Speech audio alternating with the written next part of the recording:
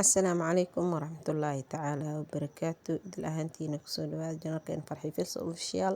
Haddaad nagu cusubta waxaan ku leenahay soo dhawow. Haddaa hor noola joogto waa ku mahadsantaa la joogaada. Muhiimay noo tahay inaad ka mid noqoto asxaabteena. Waan kusoo dhaweynaynaa goor walba iyo waqti walba insha allah. Maanta waxaa idin wadaa falo qurux badan insha allah, isla socod wanaagsan. Caagan biyaha igama haro, ani iyo caga saaxiibaan nahay, waayo mar walbo gacantaada ku hayso waa mar walbo kuu fududaata biyo cabitaankaaga. Biyo na soo wada marka hadda iyo na keena. Hadda wakana guriga kasii baxeynaa, bajaajkeena kusoo dhacnay bacdeen. Maanta waxaan joognaa wasaaradda beeraha iyo waraabka federaalka Soomaaliya. Halkaasi waxaa tababar aad u muhiima loogu qabtay haweenka Soomaaliyeed, kuwaas oo ka shaqeeya beeraha iyo ganacsiga.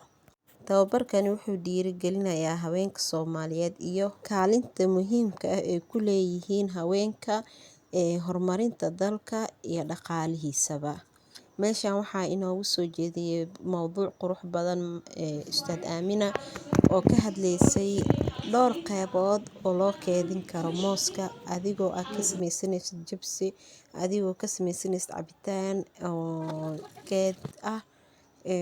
Kadib waxaa inoo soo dhamaaday qaybtii hore ee barnaamijkeena, waa qaxweysanay. Kadib waxaa inoo bilowday qaybtii labaad, waxay soo bandhigaysay Maama Faadumo ganacsigeeda, taasoo ay kusoo bandhigaysay goobtan.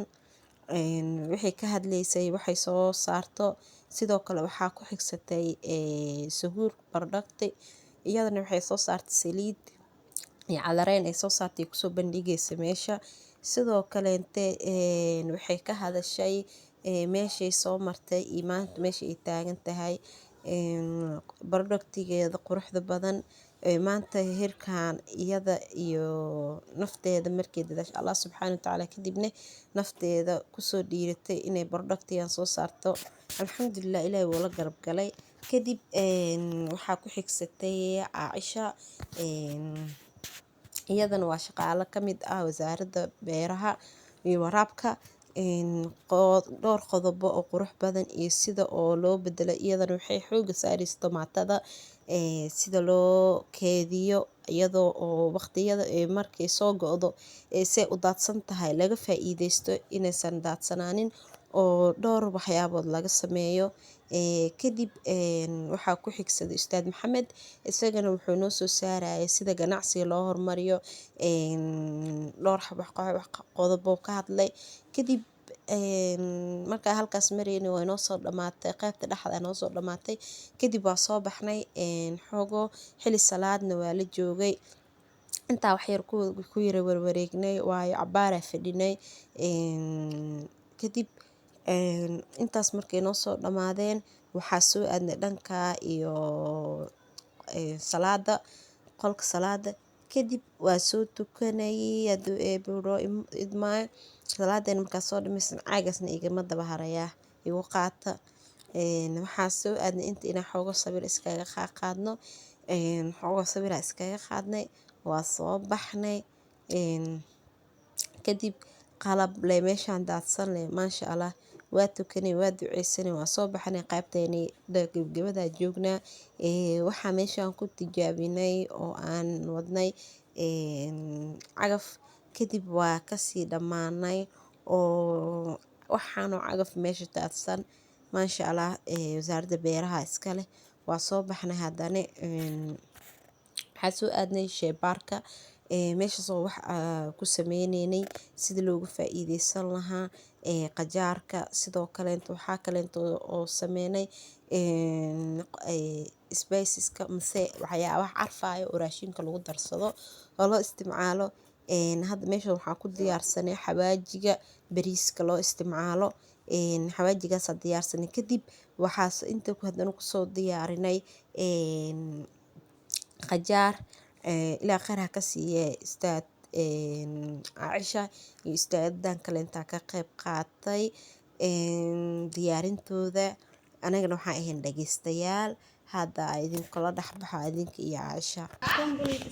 The reason why I'm using this وحاوي شيبان كان ويعصب هاي أول بيوم هيك شيبان كان national بس لاب وحاوي وزارة أما وطن قرن معي so هذا ما استعمالنا أسرع لكن أسرع لو ترى هذا أساسي يسمى حسماني قف بسم الله وتدك سوانا بيسار نسا دلوقتي كل حريدة حاجة 5 minutes وهاي نسا وكسر بحنيسا أوكي هذا مركب بيها قياسه already وصادي عشان موقع هو مش كده غزيني والله وصاد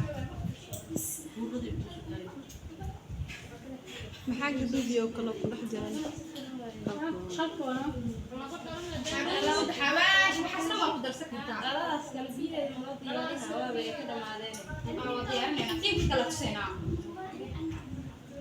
ما كل واحد استحضر لو فيها اوكي marka koowaad oo inta aadan biyaha gelin waxa uu xiraysaa si yar oo tartiib ah xoog ma helaysid sababtu waxa waa in sheega marka biyaha gelisid oo aad jeermis dilahaan biyaha u karkarinaysid waxyaabaha oo aariyada soo harta ma aragtay intuu biyaha karka ku jiro way ka soo baxayaan marka oo ka soo bixisid oo ma aragtay oo ku qabo si taag u xireen kadib waa keedinaysaa marka halaaway markaas warka waa fahamtay maano marka team pickling waa fasaxantihiin wax su'aale waxaan rajeynayaa inaad fahanteen. Caaisha waxay sharxaysay waa qayb ka mid ah sida loo keydiyo qajaarka.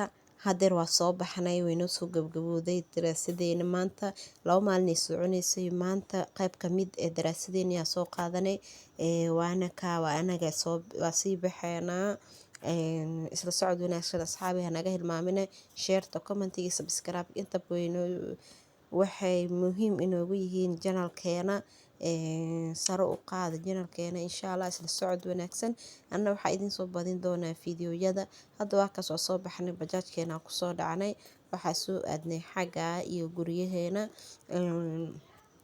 intaasoo inoogu ekaa maanta fiidiyowga quruxda badan ay idin waday intaa ku kulmi doono fiidiyowgan camal lacayn ama ka duwan waxa idinkaga tageynaa sidaas iyo amaana Allah inaga ilmaami share comment iyo subscribe ka